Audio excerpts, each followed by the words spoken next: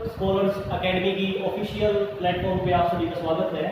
आज हम reactivity series of metals को स्टडी करेंगे। जैसा कि मैंने आपसे पिछली वीडियो के अंदर आपसे प्रॉमिस किया था कि रिएक्टिविटी सीरीज को हम एक अलग से वीडियो के अंदर हम पढ़ेंगे, तो आज इसको हम पढ़ेंगे।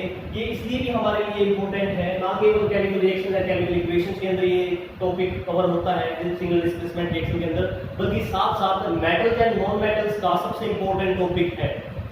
चैप्टर नंबर 3 यूनिट जो केमिस्ट्री क्लास 10 की है, वहाँ भी इसको अच्छे तरीके से डिस्कस किया जाता है। वहाँ से सवाल जो क्वेश्चन होते हैं पेपर के अंदर पूछ के आते हैं, तो इसलिए भी ज़्यादा इंपॉर्टेंट है, इसलिए इस टॉपिक को आज हम करेंगे। इसके साथ साथ एक बार देख लेते हैं कि कैसे चीज़ों को पढ़ना चाहिए। Potassium, sodium, calcium, magnesium, aluminium, zinc, iron, lead, hydrogen, copper, Hg, mercury, silver and this is gold. ये रिएक्टिविटी सीरीज है, इसको बोलते हैं रिएक्टिविटी सीरीज। वैसे रिएक्टिविटी सीरीज होती क्या है? रिएक्टिविटी सीरीज का मतलब एक ऐसी सीरीज जहां से हमें ये आइडिया लग जाएगा कि कौन सा एलिमेंट एक दूसरे से कोरस्पॉन्डिंगली ज्यादा रिएक्टिव है। रिएक्टिव बोले तो रिएक्शंस करने के मामले में कौन सबसे आगे है। जैसे कि मैं बात करता हूँ पोटेशियम को, वैसे इस लेवल पे पोटेशियम बहुत ही ज्यादा रिएक्टिव होता है, बहुत ही ज्यादा अनस्टेबल होता है। रिएक्टिव के साथ एक वर्ड और लगा सकता हूं, अनस्टेबल होता है। जितना ज्यादा रिएक्टिव होगा उतना फास्टली वो किसी दूसरे एलिमेंट, दूसरे एक मिक्सर के साथ वो रिएक्शन कर सकता है, उतनी ही आसानी के साथ। तो मैं ये कह सकता हूँ कि sir reactivity series chemical reactions को समझाने के लिए इसलिए ज्यादा इंपॉर्टेंट है, क्योंकि जो बॉन्डिंग होती है वो सारी की सारी रिएक्टिविटी पे डिपेंड करती है। इसी तरीके से हम नॉन मेटल्स के केस में भी इस टेबल को हम स्टडी करेंगे। पहले एक बार रिएक्टिविटी सीरीज को यहाँ पे मेटल्स के केस में देखते हैं, सारी मेटल्स हैं, ठीक है। अब हम देखते हैं कैसे ये काम करता है। जैसे मैंने बताया कि रिएक्टिविटी सीरीज के अंदर जो सबसे पहला एलिमेंट मैंने लिखा उसका नाम है पोटाशियम। पोटाशियम यहाँ पे सबसे ज्यादा रिएक्टिव है, तो मैं कह सकता हूँ, मैं आपको ऊपर की ओर बताता हूँ, तो रिएक्टिविटी सीरीज है, उसके अंदर जो रिएक्टिविटी होगी आपकी वो ऊपर की ओर बढ़ रही है और नीचे की ओर क्या होगा? कम होगा। मतलब यहाँ पे नीचे की ओर जाएंगे तो रिएक्टिविटी सीरीज कम हो जाएगी।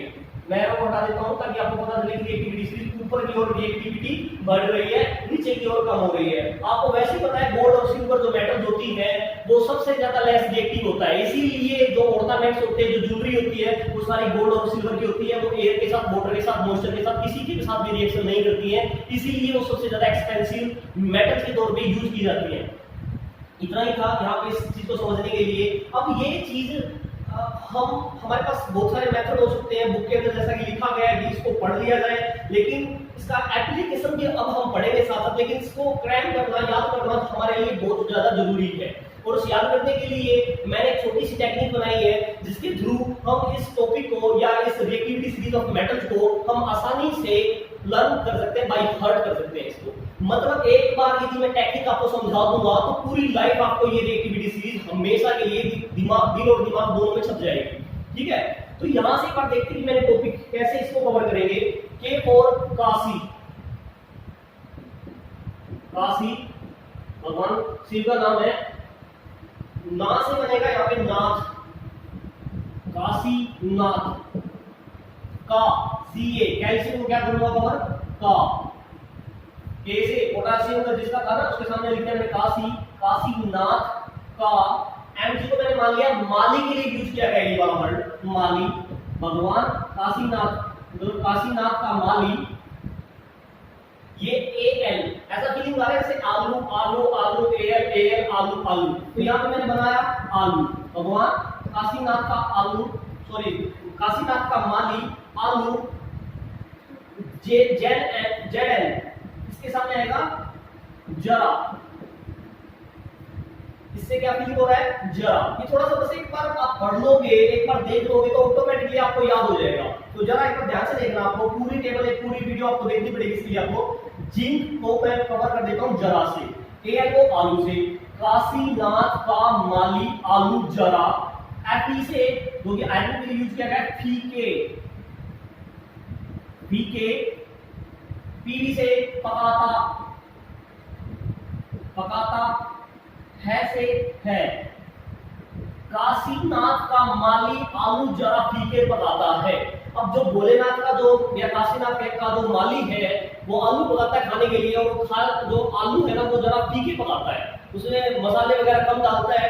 अब ये किसी ने उसको बोल दिया कि काशीनाथ का माली आलू जरा फीके पकाता है। जब उसने इस लाइन को सुना तो उसको क्या आएगा, गुस्सा आएगा। वो क्या बोलेगा, कौन है आगे आओ। तो सीयू से बना कौन, कौन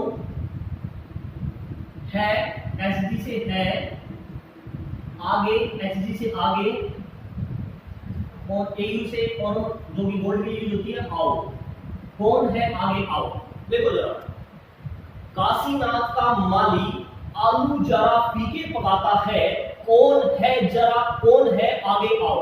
अब यहाँ पे जो है दो बार यूज किया गया, ये वाली बात नोट करने की आपको। है यहाँ पे हाइड्रोजन के लिए है आया है, और दूसरे वाला Hg यहाँ पे है आया है। तो टेबल के अंदर आपको ये याद रखना है कि सर Hg यहाँ पे, मतलब कंफ्यूजन नहीं होना कि Hg यहाँ पे आएगा या H यहाँ पे आएगा। तो उसके लिए तरीका ये है, क्योंकि यहाँ पे जो सिल्वर है, सिल्वर के अंदर पे Ag आता है, तो Ag के साथ Hg आएगा, पहली बात तो यहाँ से पता चल जाएगा।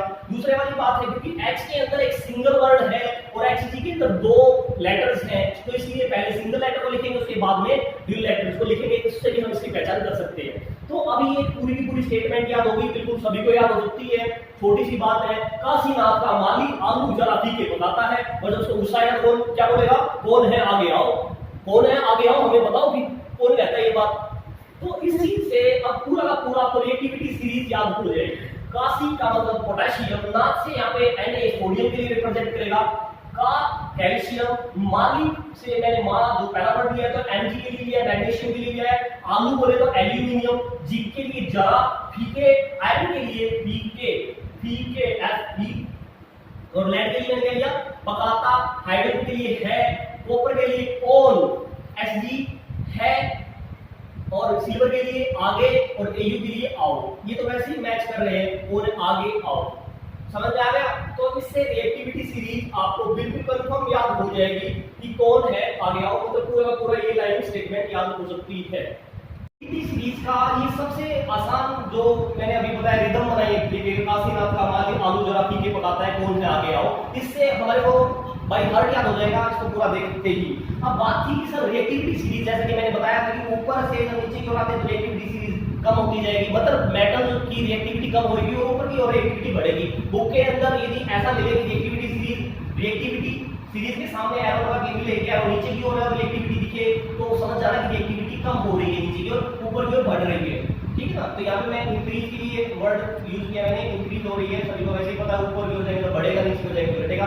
दूसरे वाली बात ये है कि जो हायर जो रिएक्टिव एलिमेंट्स हैं या मेटल्स हैं, वो ये वाली रहेंगी, पोटेशियम, सोडियम, ये मोस्टली रिएक्टिव एलिमेंट्स के अंदर काउंट होते हैं, और मेटल्स में तो ऑब्वियसली आएंगे 110%। तो यहाँ पे सोडियम पेपर के अंदर भी आता है कि सोडियम मेटल होती है, उसको इमर्स किया जाता है केरोसिन ऑयल के अंदर या तारपीन ऑयल के अंदर, उसको इमर्स किया जाता है। रीजन इज व्हाई, ऐसा पूछा जाता है कि क्यों होता है ऐसा, क्योंकि सर अभी मैंने रिएक्टिविटी सीरीज के अंदर बताया सेकंड नंबर पे बैठी हुई है मेटल। सोच लो कितनी ज्यादा रिएक्टिव होगी, इतनी ज्यादा रिएक्टिव है लैब के अंदर आप सभी को देखने को मिलती है कि इसको हमेशा केरोसिन ऑयल के अंदर ही रखा जाता है या दूसरे ऑयल के अंदर इमर्स करके रखा जाता है, क्योंकि ये एयर के साथ, हवा के साथ, पानी के साथ, इवन मॉइस्चर के साथ भी ये जो मेटल होती है वो रिएक्शन करती है, दोनों की दोनों, सारी की सारी, मतलब ये वाली ऊपर वाली। तो यहाँ पे एक बात कंफर्म है कि सर इनको हम यदि एयर के साथ कांटेक्ट में लेके आएंगे तो ऑटोमेटिकली क्या होगा, विस्फोट होगा। पानी यदि इसके ऊपर छिड़क देते हैं या पानी के कांटेक्ट में आ गया तो दिक्कत हो जाएगी, मॉइस्चर, लाइट, तो यहाँ पे हर जगह पे इन दोनों को दिक्कत है, मतलब काफी हाईली रिएक्टिव है ये मेटल। यदि मैं नीचे की ओर जाऊं तो ये जो रिएक्टिविटी है कम होती जाएगी, क्योंकि सोडियम से ज्यादा रिएक्टिव कौन होगा, पोटेशियम। पोटास का यूज किया जाता है बॉम्ब को बनाने के अंदर, ठीक है, इसीलिए क्योंकि ये ज्यादा रिएक्टिव, सोडियम का यूज नहीं किया जाता, क्योंकि पोटेशियम का आपने पोटास सुना भी होगा, बॉम्ब वगैरह पैकेट्स वगैरह के यूज किया जाता है, तो वहां पे बनता है इस चीज को। अब देखते हैं कि सर मैं रिएक्टिविटी सीरीज के नीचे की ओर चलता हूं, आलू जरा फीके पकाता है, कौन है आगे आओ। यहाँ पे और मतलब जो कि गोल्ड के लिए लिखा गया है, सिल्वर और गोल्ड। गोल्ड आपको पता है कि सबसे लीस्ट रिएक्टिव एलिमेंट है, सबसे लीस्ट रिएक्टिव मेटल है। जब सबसे लीस्ट